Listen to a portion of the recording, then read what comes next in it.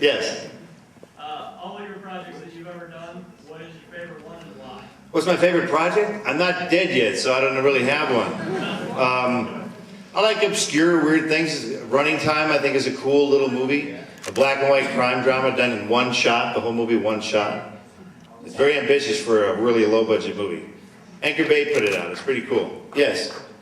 Given some of the spectacular things that get into the films you do, have you ever had like an explosion or some big grand thing go wrong with an effect? Have I ever had an explosion, something go horribly wrong? Close enough to really get scared and freaked out. Army of Darkness is a scene where Ash lands, he goes through time, and he lands and his car lands behind him. Well, Sam goes, well, you'll land and the car will land too. Oh, yeah, really? Yeah, okay.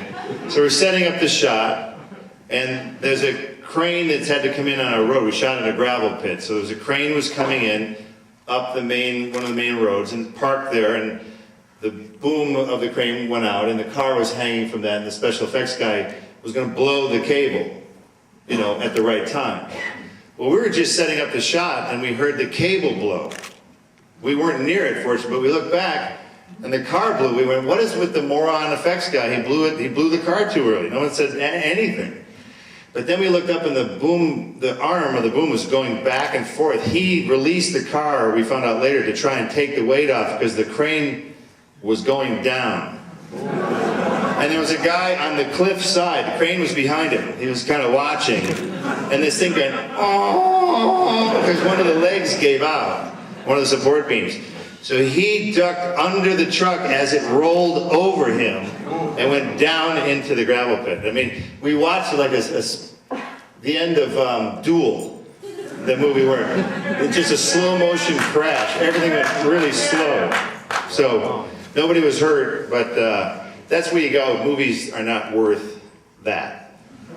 It's too real. Yeah. Oh, you're itching or whatever. Yes. Right, you. This one. Yes. I wanted to thank you because your Army of Darkness poster saved my life. My Army of Darkness poster saved your life. That's true. How did that happen? Take it from your house, but it's mine. Saved me.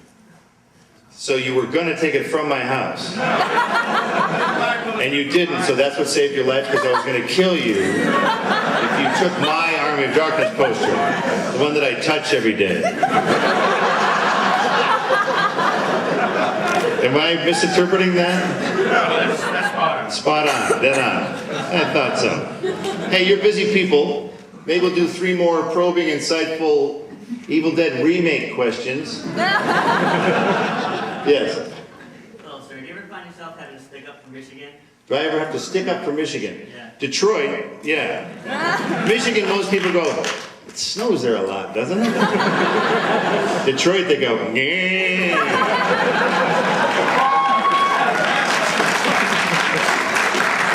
I lived there for a year. I'm like, nah. It's a great place to be from. I lived there on Willis and Trumbull for a year. I had a 73 Bel Air piece of shit painted with house paint.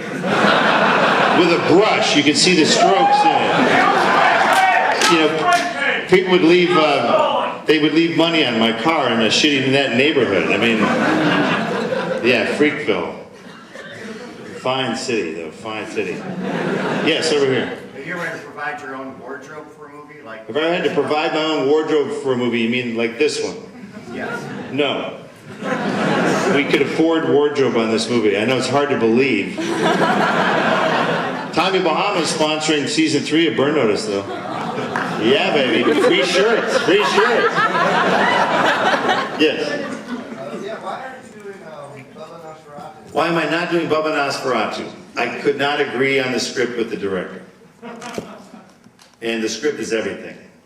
And they didn't get Joe Lansdale back. So, the red flares were going up. I've been in plenty of bad movies. I didn't need to do something that I didn't like, you know what I mean? So Ron Perlman is doing it as Elvis, and playing Colonel Tom Parker, Paul Giamatti, because he was a huge fan of the first one. So it'll be plenty weird. You guys will be fine. Yes. My early inspirations, young Bob Hope, before he looked at cue cards all the time. Danny Kaye, weird guys that none of you have ever heard of. And I love the Three Stooges. All this, and I'm sorry, ladies. I'm sorry. Pain is funny. It is. A guy will watch a guy hit his hand with a hammer and go, you poor fucker, you know? And women will go, oh my God, oh, let me get something for you. Oh, are you okay? The guy's like, leave him alone, he's fine, the jerk, the idiot. So the Three Stooges are represented in this. Bruce drinks Shemp's Old Time Whiskey. DVD, you'll see. You'll see when you get the Blu-ray in February. There's Larry's Livery. You don't see it much in the movie. Larry's Livery. And then when Bruce leaves town like a horrible coward, he jumps on Moe's manure truck. So the boys are represented. So I guess that would be, the Stooges are probably more of an influence than probably anybody. It was my 4 o'clock after school special. Tapioca pudding and the Three Stooges. What else do you need? Okay, a little weird, but whatever. You know? In closing, I want to thank you for supporting not only the movie, but this theater. Because there's a reason why this theater has survived for all these years, because you support it. So, it's cool.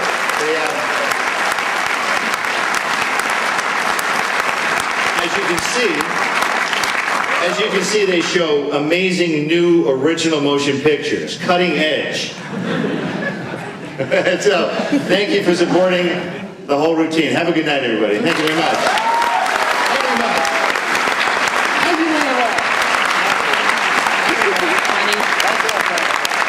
It was good.